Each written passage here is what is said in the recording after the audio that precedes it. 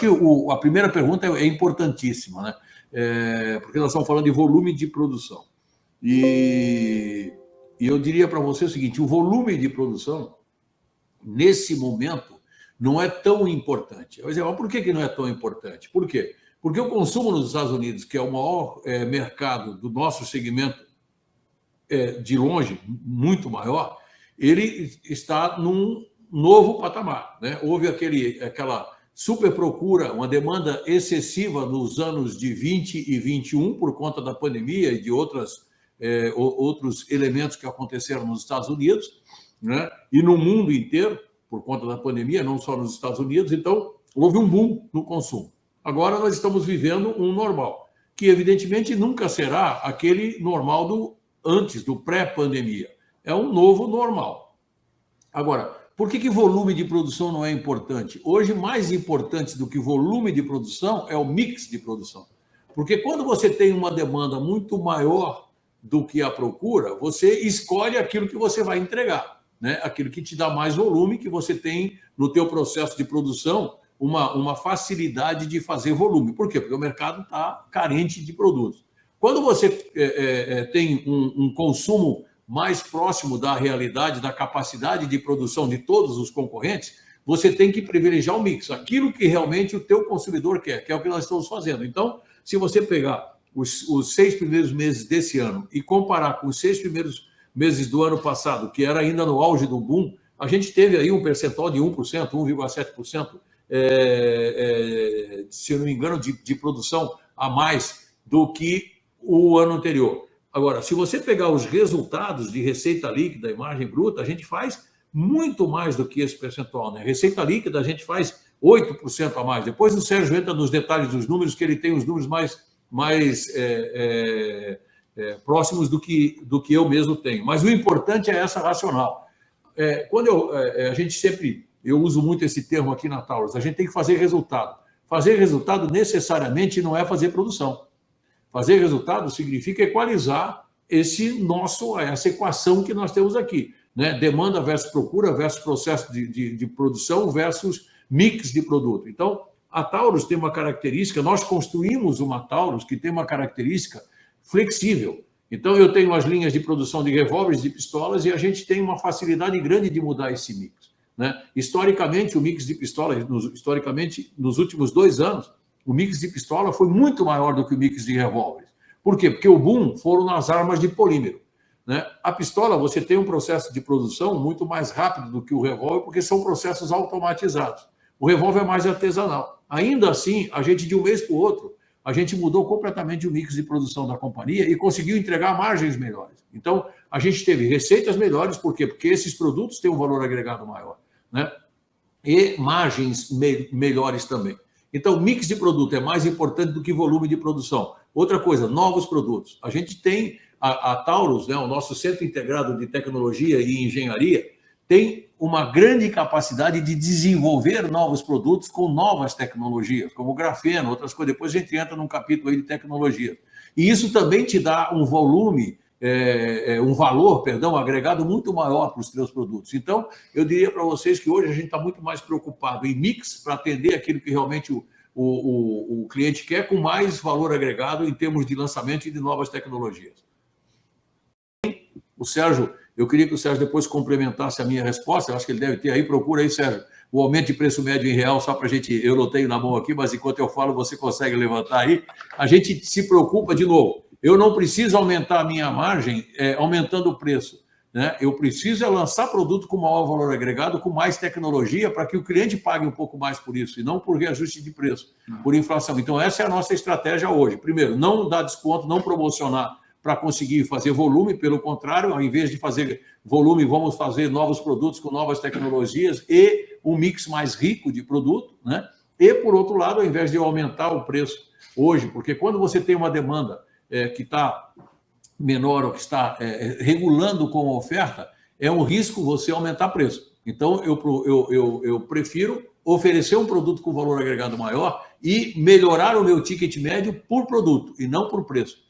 Então, Sérgio, se você puder complementar aí. Eu acho que é interessante e é uma coisa que a gente vem falando muito, né?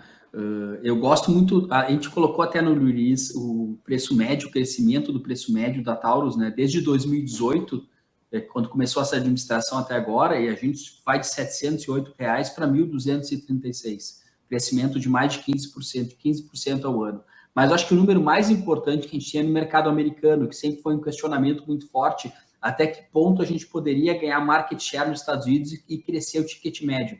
Quando a gente olha, comparando o ano passado, 2021, que foi o melhor ano da história da Taurus, o ticket médio de venda da Taurus nos Estados Unidos era $226. Quando a gente vem agora para o segundo trimestre de 2022, a gente fez $262 de médio, tirando o Heritage. Sempre quando a gente faz essa análise de arma, a gente sempre tira o Heritage, que é uma arma que tem valor agregado mais baixo. E não tem tanto lançamento de novos produtos como a gente vem fazendo na Taurus, GX4, dos produtos que a gente lançou. Então, tu vê que realmente a gente está num momento muito bom no mercado americano. Além de ganhar market share, a gente também está conseguindo aumentar o preço médio da arma que a gente está vendendo lá em bastante. A gente está saindo de 226 para 262. Quem estava com a gente aí em 2020, lembra nas primeiras lives que a gente fez, que esse preço era mais ou menos $199. O Rafael, eu lembro que a gente conversou, Rafael, uma vez conversamos sobre isso, e era a pergunta, vocês vão conseguir aumentar? Pô, de 2020 para 2022, a gente foi de 199 para 262. São $63 por arma. Então, a gente está conseguindo, além de aumentar volume, realmente aumentar valor agregado nas armas vendidas nos Estados Unidos.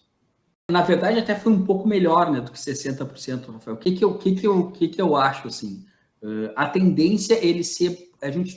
como a gente está sempre falando, a gente está sempre comentando que a gente vai ter um ano muito parecido com o ano passado, né? Com a demanda americana estabilizada. Então, olhando isso, cara, a tendência é que melhore um pouco justamente por causa do working capital. Ano passado e 2020 foram 2 anos que eu tive que crescer muito. Então, é muito normal que o meu ciclo se torne ao contrário, né? Porque eu tenho que gastar muito na parte de fornecedores para produzir o produto e depois na parte da venda eu tenho um ciclo maior para receber esse valor lá no final da cadeia, né? E como eu estava sempre no ramp-up de produção, eu estava sempre na parte produtiva, aumentando aqui, produzindo mais, comprando mais, fazendo mais e vendendo mais, e esse cara me pagando a prazo, tanto aqui nos Estados Unidos. A tendência nesse ano é esse ciclo diminuir, porque eu vou entrar numa produção e numa venda muito estável, como eu tive no ano passado. Então, qual é a tendência? De uma estabilização do working capital e a gente com uma geração de caixa muito forte. Então, eu acho que esse ano... O principal indicador assim, positivo da Taurus que vem sendo é a geração de caixa. A gente está vendo uma empresa que está gerando muito caixa. Se vocês imaginarem que em abril desse ano a gente pagou 194 milhões de dividendos, né? Milhões de reais de dividendo. A gente também diminuímos a dívida um pouco mais esse ano e a gente fecha o trimestre com 264 milhões em caixa.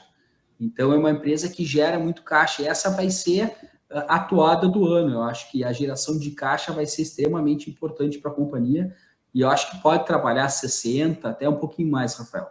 Sobre a questão muito ligado ao payout de dividendos e valor da empresa. Como eu falei, em empresa, a gente tem gerado muito dividendo, muito caixa. A gente é uma empresa fortemente geradora de caixa. Esse ano a gente se consolidou como isso.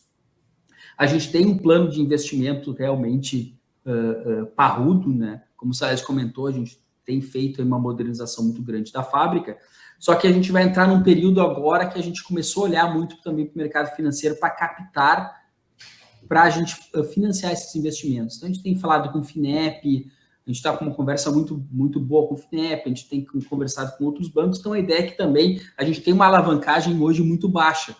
Então, a gente também tem que começar, como os nossos projetos têm um payback muito grande, a gente tem que começar também a trazer capital de terceiro para dentro para financiar esses projetos e ter ganho para o acionista.